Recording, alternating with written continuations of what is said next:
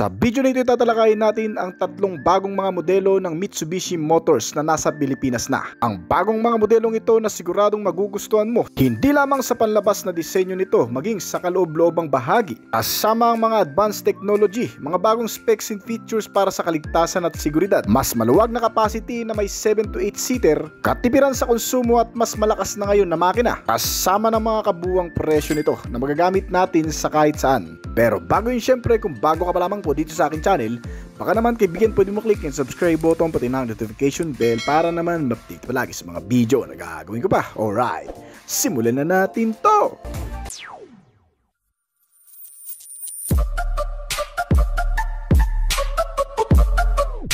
Mitsubishi Montero Sport 2025 model. Inilabas na sa Philippine market ang pinakabagong update ng isa sa pinakasikat na 7-seater SUV car dito sa bansa, ang Montero Sport 2025 model.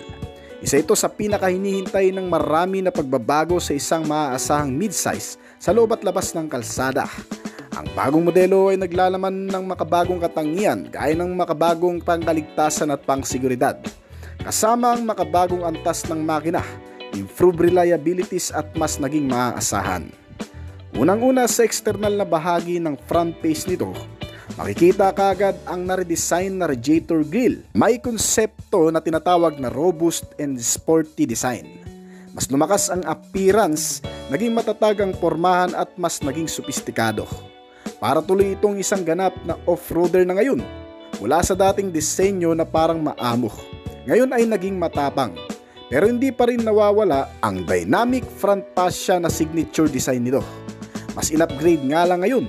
Dinadala rin ng bagong itsura ng malaking butas ng undergrille na honeycomb design, na kung saan makatutulong din sa cooling system ng makina, lalo na kapag tumatakbo ito ng mas mabilis. At ang dalawang boomerang shape o chrome C accent sa magkabilaang gilid, kasama ang dalawang malakas na mga headlamp nito. Naka-HID bulb na ito para sa top of the line model na nilagyan ng mga maaasahang klase ng bulb. Mas maliwanag kumpara sa mga standard na klase at sumusunod sa galaw ng sasakyan, lalo na sa mga pakurbadang kalsada. Naka-LED type na klase ito kasama ang daytime running light nito na nagbibigay din ng mas magandang visibility sa gabi, at ang additional lighting system sa ibaba, kung saan dito naman nakalocate ang mga clearance parking at ang mga turn signal light. Pagdating sa side profile, pareho lamang ang disenyo ng previous model dito sa bagong modelo pagdating sa panggilid na bahagi nito, kasama ang mahabang side step board panel. Ngunit pagdating sa gulong, ibang-iba na ang disenyo ng mags nito. Sa ibang feedback, parang naging pipitsugin daw ang itsura nito at parang naging mahinang klase ang pagkakadesign nito. Pero para sa akin mga kaibigan, ito ay perpekto lamang para sa bagong itsura nito ngayon, kasi para siyang LEC o profiler. Mas nabuboost nito ang dating ng bagong modelo, lalo na sa bago nitong performance na mas pinalakas na raw sa dati. Yun ay opinion ko lang naman. Ang kabuang sukat pa rin ng gulong nito gaya ng dati ay may kabuang size na 265 by 60R18 at naka-radial tubeless. Pagdating naman sa rear portion, ang teardrop design combination tail lamp, mga stop lamp ay naroon pa rin. So matotal walang masyadong nabago sa tail portion. Kasama ang mga reflector, rear spoiler, automatic ding nagbubukas ang tailgate nito kapag itataas mo ang paa mo at itatapat sa ilalim nito. Kaya mas madali na ang access at hindi ka mahihirapan, lalo na kung may mga bit-bit ka na hindi mo pwedeng ilapag para mabuksan lamang ang pintuan. Tapos na tayo sa external. Sa bagong interior concept design naman tayo, ay mas pinaunlad din ang kaginhawaan o comfort, para daw maranasan ng mga pasahero, driver at lahat ng occupants ang bagong level ng pagiging komportable nitong bagong Mitsubishi Montero Sport. Gamit ang maluwang na interior base, inakma sa iyong mga pangangailangan. Ang top-of-the-line Montero Sport 2025 variant model ay nilagyan ng bagong kulay brown na leather seat cover na may heat guard, na kung saan kahit matamaan at mababad sa sikat ng araw, hindi pa rin masakit sa balat kapag inupuan kasi hindi nag-iinit. At kasama ang bagong center console, gear shift panel na may bagong design, stitches ng brown cover. Ang multifunctional na steering wheel o manubela nito ay may bagong disenyo na rin. Ito ay may 3 spoke leather wrap at gaya ng dati ay mas accessible. Kasi narito na lahat ng control na hinahanap mo. Control ng audio, phone connectivity, headlamps, wiper, cruise control, driving mode at ang iba pang mga features. Makikita naman sa likod ng manubela sa harap ng driver ang bagong colored LCD display meter panel gauge. Para na itong naging monitor screen sa klase na nagbibigay ng mahalagang impormasyon ng sasakyan, kabilang ang data ng speed, milyahe, orasan, mga notification at marami pa. Meron din ang user-friendly na interface nito ng matataas na kalidad ng mga graphics para lubos na mas maunawaan ang mga function at ibig ipahiwatig ng mga lumalabas na sign at mga notifikasyon sa meter panel gauge nito. Gaya ng driving mode system nito na malinaw na lumalabas dito. At pagdating naman sa infotainment system, sa Thailand may bagong size ito na 10 inches size display screen. Not sure kung itong dumating sa Philippine market ay ganun din o nag-stick na sa 8 inches size display. Pero bagamat ganun, nilagyan pa rin naman ito ng mga connectivity gaya ng Apple CarPlay at Android Auto. Para sa Apple CarPlay, kapag nakonect mo ang iPhone mo dito, magkakaroon ka ng smart access sa Apple Music, Apple Maps, Messages at ang voice command. Ganon din sa mga Android Auto na magkakaroon din ng voice command kapag na-connect. Parang focus mo lalo na kapag nagdadrive ka ay sa kalsada lang. Less hassle na rin dahil magsasalita ka na lang para pagganahin ng isang sistema. Isa pa sa pagiging komportable nitong bagong Mitsubishi Montero Sport ay pagkakaroon din ito ng bagong aircon system at mga aircon blower na sinamaan ng Nano X technology na kung saan meron itong climate control system na nagge-generate ng hydroxyl radicals, isang chemical na pumapatay at nag-aalis ng anumang virus o masamang amoy na sumasama sa hangin papasok ng sasakyan. Ang kagandaan nito, lalo na kung may mga nauusong virus ay ligtas itong masasakyan kahit ng mga bata, sanggol at may mga kapansanan. Sinamahan na rin itong bagong Montero Sport ng sunroof o moonroof, isang bintana sa taas ng bubong na kung saan pwede mo na ring malanghap ang sariwang hangin lalo na kung bumabiyahe ka o bumababay ka sa probinsyang kalsada. At makakatipid ka pa ng power sa aircon system. Ang Mitsubishi Montero Sport 2025 model ay mayroon ngayong 4 na klase din ng variant na pagpipilian. Ang dating Montero Sport GT na ngayon ay kilala na sa tawag na Black Series ay nagkaroon din ng 2 klase. Ang Montero Sport 2-wheel drive Black Series automatic transmission at ang 4-wheel drive Black Series automatic transmission. Habang ang 2 klase pa ng Montero Sport 2024 model ay ang GLS at GLX variant. Ang GLX variant o pinaka-low variant nito ay may 2 klaseng pagpipilian din, isang naka-manual at isang naka-automatic. Ang lahat ng mga variant ay may pagkakapareho lang ng disenyo, maliban sa color combination, dahil makikita mo kagad ang pagiging unique ng top variant sa pagkakaroon ng full blackout color front radiator grille, full blackout din na roof panel, at full black din na mga mags sa gulong. Kaya naman tinatawag itong Black Series.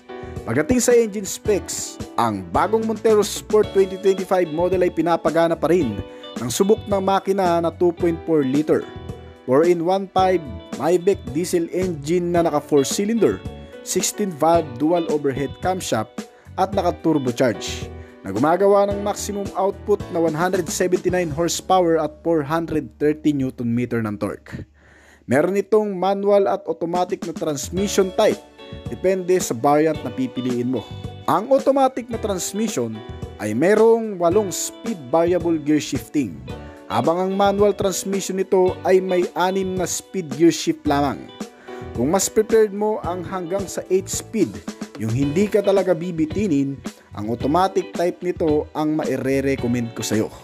Na gumagawa ng bilis ng hanggang sa 175 to 185 km per hour. Ang maximum speed ay nakadepende pa rin sa magmamaneho at sa klase ng kalsadang dadaanan. Meron itong fuel tank capacity na 68 liters at kumukonsumo ng 13 km per liter sa city ride, habang 16 km per liter naman para sa highway o yung maluluwag na kalsada na pwede tayong magbilis ng takbo. Mas tumipid din daw ito sa dati ng 1 litro.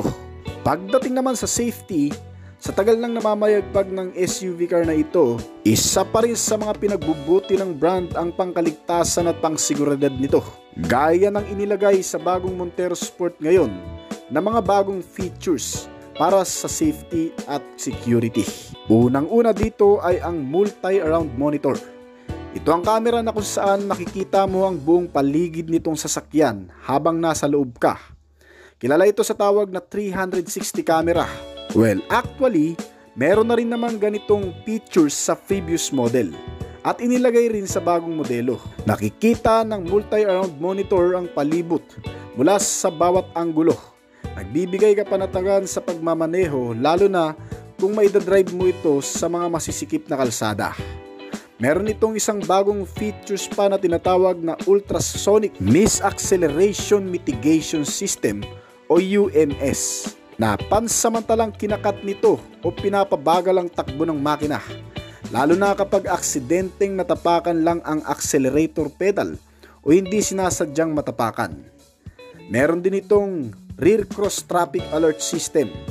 Inaalertuhan ka ng sistemang ito sa pamamagitan ng isang signal babala sa side mirror kapag may nakita itong gumagalaw na bagay sa likod ng kotse, habang umaatras o di naman kaya may biglang dumarating na sasakyan sa likod mo para hindi mo masagasaan paatras. At meron pang isa na tinatawag naman na blind spot warning system. Mas na-enhance ang safety nito sa oras na nagpapalipat-lipat ng lane o linya sa kalsada na kadalasan makikita sa highway. Ang sistemang ito ay nag-a-activate ng signal o babala sa side view mirror kapag may nakitang sasakyan sa iyong blind spot sa loob ng 70 meter sa likod mo sa katabing lane. Para nang sa ganun, kung gusto mo man mag-overtaking ay ligtas ka pa rin makakapagpalit-palit ng direksyon. Meron din itong forward collision mitigation system. Itong sistema ay nilagyan ng sensor o radar na nakakabit sa harapan ng sasakyan para matrack ang biglaang mga tumatawid na pedestrian at biglang mga humihinto na sasakyan. Para maabisuhan ay nagsisend ito ng alert sa driver at kusang nagbabawas ng bilis o automatic din nag-a-apply ng emergency braking para hindi tuluyang mabangga ang pedestrian o ang sasakyan na humihinto ng biglaan. Sinamahan pa ito ng Active Stability at Traction Control System o tinatawag na ASTC. Inimprove ng features na ito ang stability ng sasakyan na kung saan gumagamit ng onboard sensor para makita ang galaw ng sasakyan at tutulong na rin sa maayos na pagkontrol ng mga gulong nito, lalo na kung maidadaan mo ito sa malulubak, mababato, matutubig o di naman kaya magamit mo ito na may malakas na klase ng ulan, ay safe na safe ka pa rin makakapagmaneho nito. At ang panghuli na inilagay din sa bagong Montero Sport 2025 model ay ang tinatawag na Adaptive Cruise Control System o ACC. Ang Adaptive Cruise Control ay gumagamit ng built-in radar o sensor para ma-maintain ang layo ng distansya sa sasakyan na nasa unahan mo, para mabawasan ang stress sa pagmamaneuver lalo na sa mga matatraffic na lugar, at para mas maging komportable na rin kahit papano. Kasi ang sistemang ito, once na maset mo na, kusa na itong aandar susunod sa galaw ng sasakyan na nasa unahan kahit pa hindi ka nakatapak sa accelerator pedal o gasolina nito, ay gagalaw pa rin ito once na gumalaw na rin ang sasakyan na nasa unahan. Kaya hassle free ka na dito. Ganyan ang nagagawa ng Adaptive Cruise Control System nito. At ang iba pang mga safety features mga kaibigan, kagaya pa rin naman ng previous model na nilagyan pa rin ng anti-lock braking system, electronic brake force distributor at brake assist na sumusuporta para mas gumanda ang kapit ng braking system o di naman kaya ligtas kang makapagpreno. Kasama ang ilan pang mga safety measure gaya ng mga airbags, seat belt, engine check warning, mga parking sensor at mga camera. At meron din itong crash sensor. Kasama rin dito ang Vehicle Stability Control System at marami pang iba. Bukod pa dyan, nilagyan din ito ng matitibay na klase ng mga suspensions na naka-double wishbone sa front suspension na may kasamang shock and coil spring at multi-link suspension naman para sa rear suspension. Kasama ang makakapit na braking system na naka-ventilated disc type sa front at ordinary disc naman para sa rear. Meron itong 6 na speaker para sa audio sounds at mga connectivity. Kasama rin sa bagong Montero Sport ang wireless charging system na bagong features ngayon. At ilang pang mga USB port socket na pwedeng pag-chargean ng gadget. At kasama rin ang accessories power outlet na kung saan pwede mong paglagyan ng saksakan ng mga appliances. Maraming bulsa na makikita dito mula sa harap at likod, kasama ang mga console pocket nito at ang mga bottle and cup holder na lagayan ng mga inumin. Kaya itong bagong Mitsubishi Montero Sport 2025 model ay tiyak na mas magugustuhan mo. Kaya naman kung nagpaplano ka pa lamang bumili ngayon ng mas maganda na rin, na sigurado ka na sa bibilhin mo bago ka maglabas ng pera, ito ang isa sa maire-recommend ko sa iyong 7-seater car SUV na narito na sa Pilipinas ngayon. Nagkakahalaga ang kasalukuyang presyo nito mula sa pinakamababang variant na may presyo na 1,568,000 pesos hanggang sa pinaka-top variant nito na nagkakahalaga naman ng 2,502,000 pesos dito sa bansa. Mitsubishi X-Force 2025 model. Talagang may kalidad ang isang ito kung titingnan. Sa pangalan pa lang ay nakakamangha ng bagong modelo ngayon ng Mitsubishi Motor Philippines na X-Force 2024 model. Para itong future car na may out of space na itsura at isang electric vehicle. Pero hindi mga kaibigan, dahil isa pa rin itong sasakyan na gumagamit ng fuel. Bagay na bagay ang pangalan nito na X-Force na nagsisimula sa letter X na nagre-represent sa mga katangian na nilalaman nito. Gaya ng pagkakaroon ng extra performance, extraordinary design, eksakto para sa lahat ng iyong lakad at expert para sa on and off-road ride. Ang modelong ito ay isang compact crossover SUV ng brand na mas madaling gamitin kesa sa malalaking klase. Meron itong maluwang na interior space na magbibigay ng komportableng pagsakay at komportableng biyahe. Pagdating sa labas na itsura nito, makikita ang kakaibang disenyo ng ilaw nito. Naka T-shape na LED headlamp na may mga kasamang LED type na daytime running light. Pati na sa lower portion ng bumper ay nilagyan din ng extra lighting. Mas kitang-kita ang itsura nito kahit pa sa madidilim na kondisyon at mas maliwanag na rin. At isang black painted honeycomb design bumper grill na napaka-futuristic at napaka-unique na rin. Kaya nakakabilib talaga kasi kung ito ang gagamitin mo ngayon sa kalsada ng Pilipinas ay siguradong pagtitinginan ka ng marami niyan. At pagdating sa side profile, medyo simple lang ang pormahan nito na parang ordinaryong sasakyan lamang. May mga kasamang color matte black na fender arc garnish sa harap at likod at side skirt na parang sa expander cross. Karugtong ito ng rear bumper tailgate na mas nagpapaganda palalo sa buong disenyo ng modelong ito. At isa pa, built-in na rin sa modelong ito ang shark fin antenna sa roof panel at isang rear spoiler na nagpapaganda ng aerodynamic nito. Ang taillight nito ay naka T-shape design din at naka full LED type na rin na may kasamang lower bumper reflector, pangkaragdagang visibility nito lalo na sa mga kasunod natin sa kalsada. Meron itong malalaking klase ng sukat ng alloy wheel mags at mga gulong na bagay talagang gamitin lalo na sa mga rough road. Mayroon itong sukat na 225 by 50 R18 at ang ground clearance nitong modelo ay 19.3 cm. Mataas-taas talaga kaibigan, kahit pa sa matutubig ay siguradong mapapakinabangan. Meron itong 5 pintuan mula sa harap at likod at isang tailgate na automatic lift o kusang tumataas once na itinaas mo rin ang paa mo sa bandang puwetan nito. Mas madali ang access lalo na kung may mga karga kang gamit na ilalagay sa loob dahil hindi mo na kailangan pang ibaba ito para buksan ang tailgate. Itataas mo na lamang ang paa mo at magbubukas na. Medyo malawak din ang rear compartment base nito o rear storage space na kung saan pwede kang magkarga dito ng hanggang sa 400 liters o yung malalaking maleta. Kayang-kaya dito ang 4 na container ng tubig o 2 cooler. Pagdating sa interior base, mararanasan ng komportabling pagsakay sa napakaluwag na kapasidad nito. Meron lamang itong 5 seating capacity at naglalaman ng mga moderno at kumpletong amenity. Adjustable at foldable na rin ang mga upuan nito na nakatela lang ang cover. Bukod sa napakagandang arrangement ng seats, meron itong aircon system na may auto climate control system. Nilagyan din ito ng air quality control na naglilinis sa mga hangin na pumapasok sa loob nito. Kasama ang mga air ventilator na labasan ng hangin mula sa harap at likod, kaya mabilis maipapakalat ang lamig sa loob nitong sasakyan. Bukod pa dyan, mapapakinabangan mo pa ito sa mahahabang biyahe. May sari-sarili na rin kasi itong mga bottle and cup holder sa bawat upuan. Merong accessories, power outlet at USB port na pwedeng pagsaksakan at pag-charge dyan ng mga gadget. May power windows sa front at may kasama ring rear reading lamp at trunk lid light sa rear compartment space nito para makita pa rin ang mga kargamento sa likuran kahit sa madidilim na kondisyon kung may kukunin kang gamit. Meron din itong malaking monitor screen na may kasamang Apple CarPlay at Android Auto at the touchscreen na mas kukumpleto pa sa bawat biyahe mo.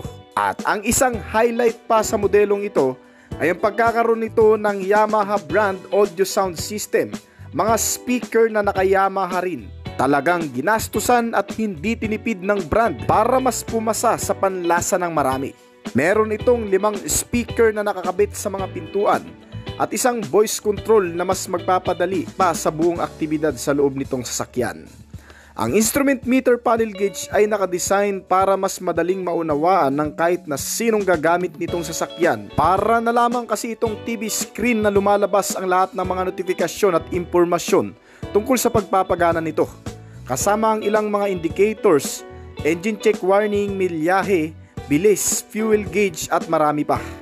Meron din itong 4 na driving mode system na nakadepende rin sa mga kalsadang dadaanan mo. Gaya na lamang ng normal mode para sa city ride, wet mode naman para sa mga matutubig o basang kalsada, gravel naman para sa mababato, malulubak na klase, at mud mode sa oras na maidadaan mo naman ito sa mapuputik o kahit saang mga lupaing kalsada. Talagang napaka-futuristic na rin dahil kahit papano ay hindi ka mahirapang mag-adjust sa kung anumang klase ng kalsada ang dadaanan nito. Itong bagong Mitsubishi X-Force mga kaibigan ay inilabas sa 2 klase ng variant na pagpipilian. Ang pinakaunang variant nito ay GLS 1.5 two-wheel drive automatic transmission. Ang pangalawang variant ay ang GT 1.5G two-wheel drive CB automatic transmission. Ang inilagay na makina dito sa bagong X-Force mga kaibigan ay katulad lamang din ng sa Mitsubishi Expander na 4A91 natural aspirated petrol gasoline engine na may 1.5 liter na displacement capacity. Meron itong 4-cylinder, naka 16 valve at dual overhead camshaft sa makina. Kagaya ng iba pang mga brand competitor na Toyota Avanza, Toyota Vios, Suzuki Ertiga, Honda BRB at marami pang iba na naka 1.5 liter na rin. Ang transmission type naman nitong bagong Mitsubishi X-Force ay naka continuously variable transmission na rin o automatic type na klase na kung saan nagpapaganda ng fuel economy at nagpapalakas na rin ng performance nito. Kaya nitong gumawa ng maximum output na 103 horsepower sa kada 6,000 revolution per minute at 141 Nm ng torque sa kada 4,000 RPM.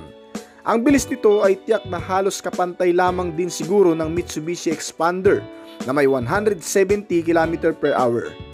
Meron itong fuel tank capacity na 42 liters at kumukonsumo ng 20 to 24 km/l.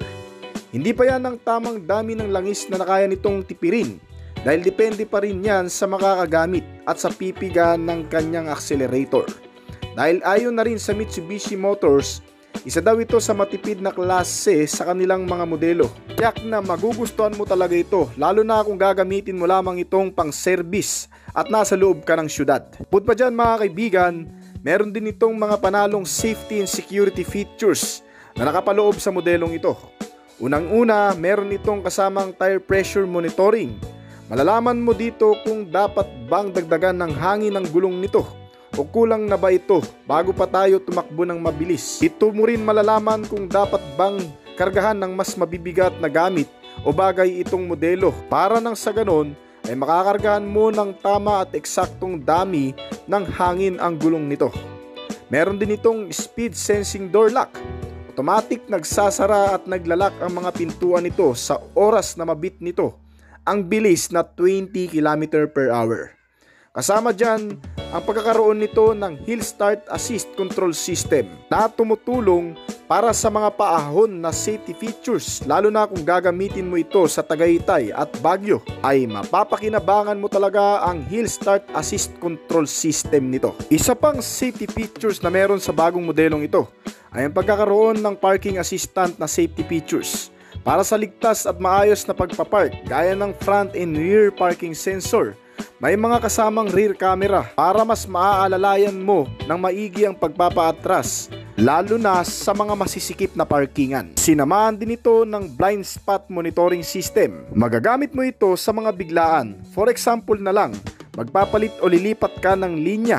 Aalalayan ka nitong maigi para nang sa ganun ay makikita mo kung may paparating na sasakyan mula sa likuran bago ka mag-overtaking. Nilagyan din ito ng traction control system na para naman magagamit natin sa mga off-road ride na nagsasaayos sa bawat ikot ng gulong nito sa front and rear.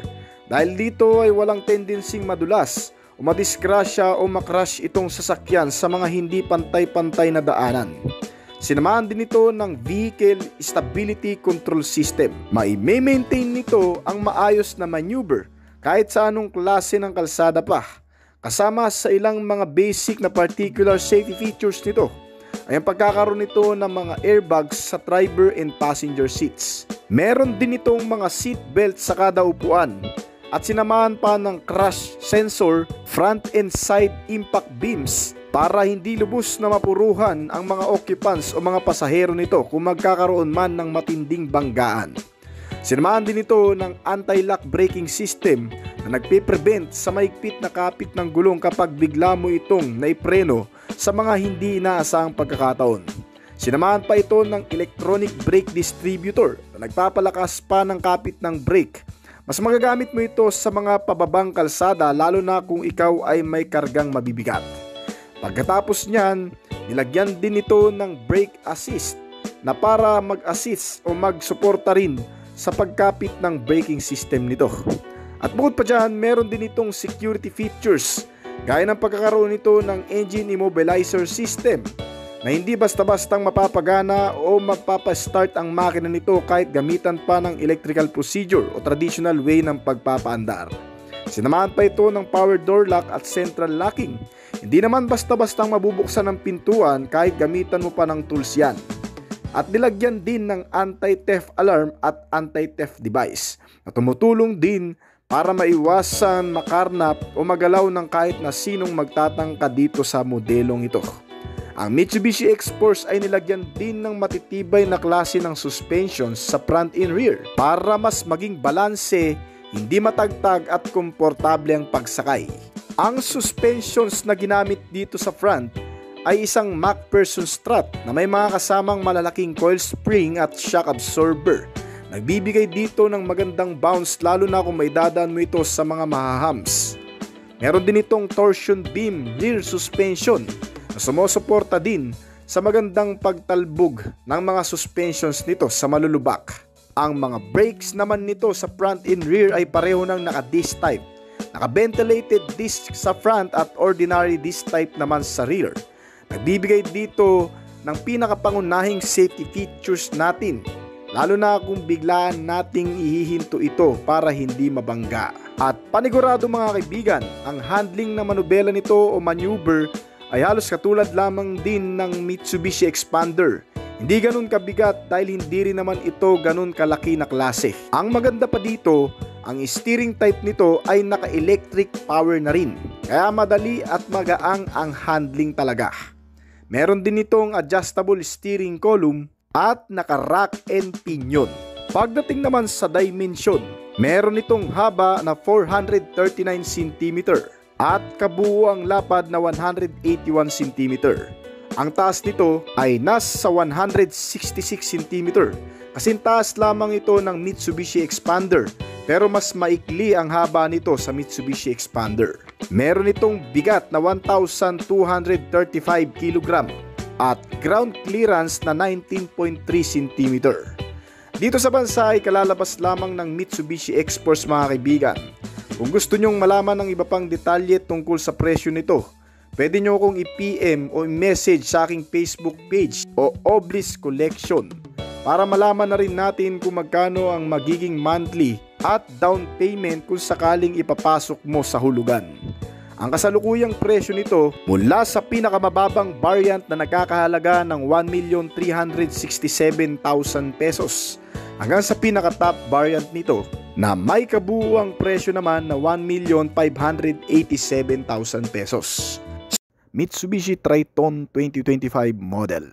Ang Mitsubishi Triton 2024 model mga kaibigan, kung papansinin natin ay parang kamukha lang din ng previous model na Mitsubishi Strada ang buong hugis laki ng body figure nito. Pero pagdating dito sa harapan, makikita mo ang malaki ngayong pagbabago sa modelong ito. Ito ay inspired sa modelo ng bagong Nissan Navara din, kung papansinin. Well, yun naman talaga ang pinagtularan nito kasi ang Mitsubishi brand at Nissan sa mga hindi nakakalam ay partners company na ng mga sasakyan ngayon. Meron itong massive front grille design ngayon at mas pinanipis na clearance lamp at mas magandang projector LED headlamp na may kasama na ring daytime running light, high beam, low beam, mga turn signal lamp at mga nakahiwalay na fog lamp sa ibaba.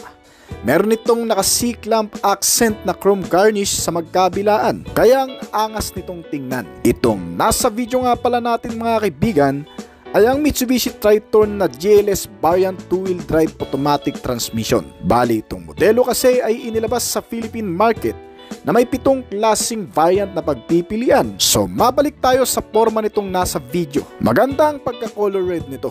Bumagay sa color combination ng mga black finish at garnish chrome accent. Gaya ng malapad na mga side mirrors nito na mga naka-chrome cover na rin. Kasama ang mga naka-chrome handles na makikita sa bawat pintuan nito. Meron itong mulang harapan hanggang sa likurang bahagi ng pintuan na side-to-side stepboard para sa magandang access ng pagsakay at upang hindi ka mahirapan lalo na kung naka-heels ang sasakay dito. At ang malaking sukat ng mga gulong nito ay bumagay rin sa pormahan nitong modelo. Meron itong kabuuang sukat na 265 by 60 or 18. Tubeless tires na rin ito kaya less maintenance ka na dito. Pagdating sa mga suspensions, itong Mitsubishi Triton ay ginamitan sa front suspension ng independent wishbone na may kasamang shock absorber at malaking coil spring para sa magandang bouncing kung may dadaan ito sa malulubak na kalsada. Napakatibay tingnan at mukhang maaasahan lalo na sa pangmatagalan. Ang brakes naman na ginamit dito sa front ay naka-ventilated disc type. Ang maganda sa bagay na yan, kapag naka-ventilated disc kasi ay siguradong makapit lalo na sa mga emergency braking. Napakaganda ng style at design ng side profile nito. Napakataas tingnan at napakabrusko. At additional tip lang mga kaibigan, meron na pong nabibili sa kasa ng mga fender cladding accessories para sa Triton 2024 model. Yung ilalagay mo dito sa front fender at dito sa quarter fender nito. Pagdating sa rear portion, meron itong suspensions na tinatawag na lip spring at may mga nakakabit na shock absorbers. May matibay na differential at buong chassis frame na kahit sa anong klase o kondisyon ng kalsada ay siguradong kakayanin. Narito na rin sa ilalim ang spare tire nito. Ang maganda rito, original size ito ng tires at pareho lang din ng mags design ang nilagay dito. Medyo mahaba pa ang rear cabin space nito kung saan pwede mong kargahan ng malalaking gamit, appliances o kaya naman motorsiklo ay pwede mong pagkasyahin dito.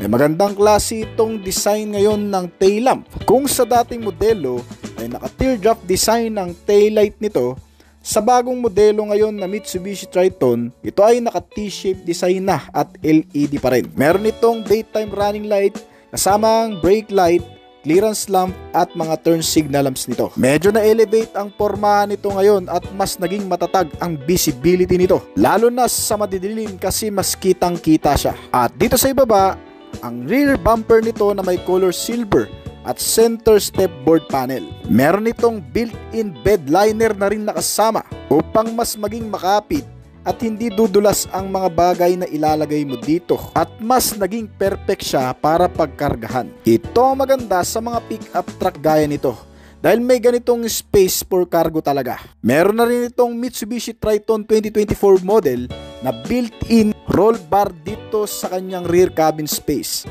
na kung saan galing mismo sa Mitsubishi at original made sa Thailand. Kaya naman hindi mo na rin kailangan magpakabit nito aftermarket kung itong variant ng Mitsubishi Triton GLS automatic transmission ang pipiliin mo. At i-check naman natin ang second row seat interior base nito. Kung papansinin mga kaibigan, meron itong makakapal at malalapad na mga upuan. Hindi pa ito mga naka-leather cover pero mukhang matibay na rin naman ang fabric cotton na inilagay dito. Well, okay lang din naman kasi kahit papano, based na rin sa aking experience ay hindi naman mainit sa balat ang mga ganitong klase kung mabibilad man ito sa araw. Pero pwede mo rin namang ipa-leather seat cover to aftermarket. Meron din itong center armrest. Medyo mahirap nga lang tanggalin dahil wala siyang hilaan o hawakan para maibaba mo agad. At may kasama na rin itong bottle and cup holder. Para sa mga pasahero na may hilig magkape, pwede mo ring magawa yan habang nakasakay ka dito. Iba talaga ang pakiramdam kapag bago lang ang sasakyan. Masarap gamitin at masarap sakyan. Fresh na fresh pang amoy at amoy bago talaga. Medyo hindi mahirap ang pagsakay dito dahil nga sa may built-in stepboard siya, kaya hindi ganun kahirap umakyat kahit hindi ka ganun katangkad. Pwede pa pala ang 3 o hanggang sa 4 na pasahero dito sa likuran.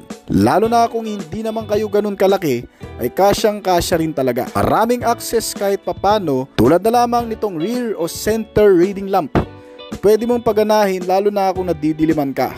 Meron na rin itong mga bulsa sa likuran ng upuan. Pwedeng paglagyan ng ilang mga gamit, bagay o mga papeles. At kasama rin sa mga features pa nito ang mga USB port charging system. Kahit mga pasahero ay ma-enjoy ang napakahabang biyahe kung may mga ganitong klaseng sistema. O saan, kapag nalobat ang gadget ay pwede mong isaksak dito para makapag-charge ka. Ang mga inner rear door handle nito ay mga naka-chrome na rin. Napaka-class ng dating at mukhang mamahaling tingnan.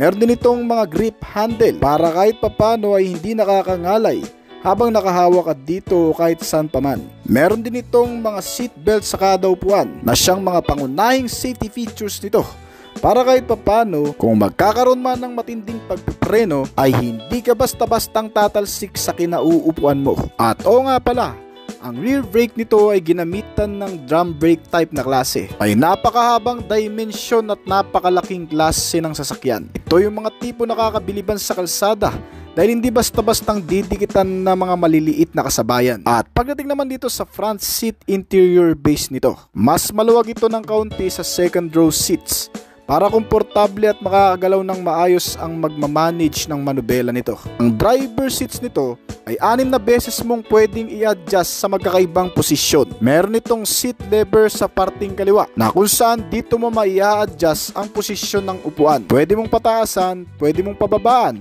Nakadepende sa'yo kung saan ka mas magiging komportable. Kahit gaano ka siguro kalaki ay mapagkakasya mo ang sarili mo dito. Narito na rin ng power door lock o yung tinatawag na window master switch nito na kung saan may mga control sa mga bintana nito kasama ang control sa mga side mirror at ang manubela nito ay multifunctional na rin. Narito na ang lahat ng control pati sa ibang mga switch function gaya ng sounds, ng infotainment, pati ng phone connectivity at iba pang mga sistema na makatutulong sa iyo para mas maging accessible ang pagdadrive. Ang steering type na ginamit dito ay hydraulic power. Ang hydraulic power steering type ay gumagamit ng pressurized hydraulic fluids para mas magaang ang pagpapaliko-liko o pagkabig ng manubela. Meron din itong steering gear type na rack and pinion para kapag naman nadaan tayo sa malulubak, hindi magwiwigil ang manubela nito o hindi maapektuhan ng pagkalubak sa daan. Ang steering column ay nakatilt and telescopic at adjustable din. Napakaganda ang analog type na combination ng TFT instrument meter panel gauge na kung saan nagbibigay ng readout sa driver. Dito lumalabas ang ilang mga impormasyon tungkol sa pagpapaandar nitong sasakyan. Gaya ng milyahe, bilis, konsumo. Narito rin ang fuel gauge nito at may digital clock na rin nakasama. At isa rin sa pinaka nagpapaganda sa interior nito ay ang pagkakaroon ng infotainment o libangan lalo na sa mahahabang biyahe. Nilagyan ito ng freestanding 9-inch infotainment system na touchscreen. May Apple CarPlay at Android Auto na rin. Kasama ang mga connectivity gaya ng Bluetooth, FM and AM radio, auxiliary input at may USB input na rin. Kasama ang iba pang mga accessories, power outlet, controls sa mga aircon system at iba pang gamit. Gaya ng climate control system na naka-dual zone. May heater na rin ito at naka-engine start and stop button na rin. Meron din itong wireless charging system na kung saan ilalapag mo na lamang dito ang cellphone mo at magcha-charge na. Napakaganda ng garnish ng shifting lever frame. Nakakapanginayang siguro kung magagasgasan nito. Meron din itong maliliit na bulsa at lagayan ng mga coins. May bottle and cup holder at itong center armrest sa front seat. Sa ilalim ay may center console pocket na rin. Lagayan ng iba pang mga gamit. Kasyang-kasyang isang tablet sa lalim nito na parang 10 cm siguro ang sukat. Ang passenger seat ay may 4 na way para may i-adjust ang posisyon. At dito sa harap ng passenger seats, makikita ang upper and lower glove box compartment nito. Pwede mong paglagyan ng iba pang mga gamit na pagkakasya dito. Napakaluwag na mga glove box compartment nito. I think marami ka talagang mailalagay na mga bagay dito. At ito nasa taas, makikita ang vanity mirror, may front dome light at meron pang secret pocket dito.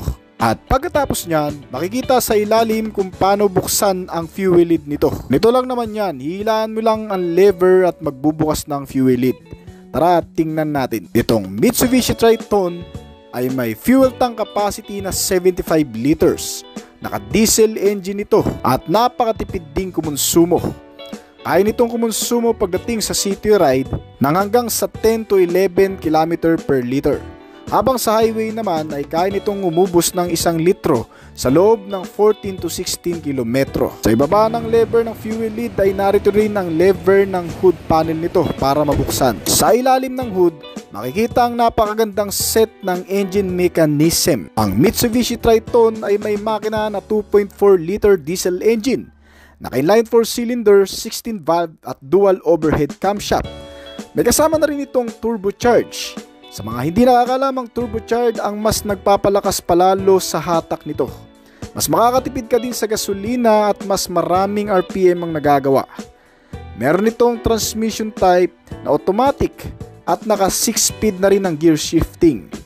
Gumagawa ito ng maximum output na 180 horsepower sa kada 3,500 RPM at maximum torque na 430 Nm sa kada 2,250 hanggang sa 2,500 revolution per minute. Ang bilis nitong modelo batay na rin sa mga nakagamit ay umaabot ng 170 to 180 km per hour.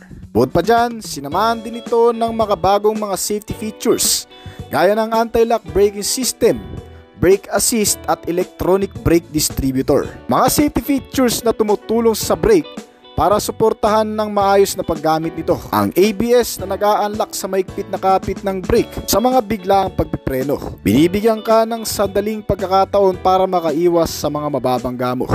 Sinamahan din ito ng traction control system at vehicle stability control system na magagamit mo lalo na kung sa mga off-road o malulubak na kalsada mo ito papaandarin. Dahil dito ay may babalanse ng maayos ang pagmamaneho at pagmamanage ng manubela. At itong bagong Mitsubishi Triton mga kaibigan ay hindi rin pinabayaan sa pagkakaroon ng advanced safety features na inilagay dito. Gaya na lamang ng tinatawag na bago ngayon, ang Trailer Stability Assist. Idinisenyo ito upang kontrolin ng bawat gulong ng sasakyan para maisaayos ang bawat pag-ikot nito. Kung halimbawa na lamang, may daan natin sa madudulas na klase ng kalsada, yung tipong nagwiwigil sa pag-andar ng mga gulong o nawawala na sa maayos na pagmamaneho ang driver nito. Itong bagong sistema na tinatawag na Trailer Stability Assist ay ginawa para hindi magkaroon ng aksidente sa oras na nagkaroon ng mga ganong klaseng kondisyon. Meron din itong Forward Collision Mitigation System. Itong bagong safety features din ng Mitsubishi na kung saan iniiwasan ng anumang pagkabangga lalo na kung may mga biglang nagpipreno na sasakyan sa unahan mo. O di naman kaya ay biglang may tumatawid na mga pedestrian. Ito ay nag-a-apply ng automatic braking sa oras na magkakaroon ng ganong klaseng senaryo sa kalsada. Meron din itong lane change assist system, isang safety features din na sumusuporta sa pagpapalipat-lipat ng linya sa loob ng kalsada para maiwasang makabangga o makasagi ng mga kasabayan. At bukod pa dyan, sinamahan din ito ng auto high beam na kusang tumataas ang headlamp nito sa oras na kinakailangan. Halimbawa na lamang napakadilim na sa daan, ay automatic ding lalakas ang ilaw nito at automatic ding maglulow o bababa kung may mga makakasalubong kang sasakyan. Meron din itong speed sensing door lock. Kusa namang naglalak ang mga pintuan nito sa oras na mabit nito ang 20 km/h na bilis. Meron itong rear cross traffic alert na susuporta naman sa pagpapaatras mo lalo na kung nasa parkingan ka. Para nang sa ganun, kapag may biglang mga dumarating na sasakyan sa likuran mo habang ikaw ay nagpapatras, ito ay mag-a-apply din ng brake para nang sa ganun ay hindi mo maatrasan ang mga biglang sumusulpot sa likuran. Sinamahan din ito ng blind spot monitoring na magagamit mo sa mga biglang pakurbada at sa mga sumisingit na sasakyan. Meron din itong hill start assist control na para naman sa mga paakyat na kalsada o mabubundok na klase ng lugar. Sinamahan din ito ng engine check warning para malaman kung nagkakaroon ng aberya o malfunction ng buong sistema ng makina nito para madala natin sa pinakamalapit na service center. At isa pa, meron din itong emergency stop signal na nagpapakita ng senyales para sa ibang mga sasakyan kung magkakaroon ng biglaang paghinto sa gitna ng kalsada. Meron din itong parking safety features gaya ng parking sensor sa front and rear bumper nito. May kasamang rear camera for better parking assistant at isang 360 camera para makita ang buong kapaligiran nitong sasakyan. Lalo na kung masisikip ang lugar ay mas maganda na ring meron nito para nakikita mo kung may masasagi kang debris o ibang mga sasakyan sa paligid. At syempre para naman sa mga baby o bata nating kasama, sinamahan ito ng child safety lock para hindi basta-bastang mabuksan ang mga pintuan at ISO fixed child mounts para mas komportable ang kanilang pagsakay.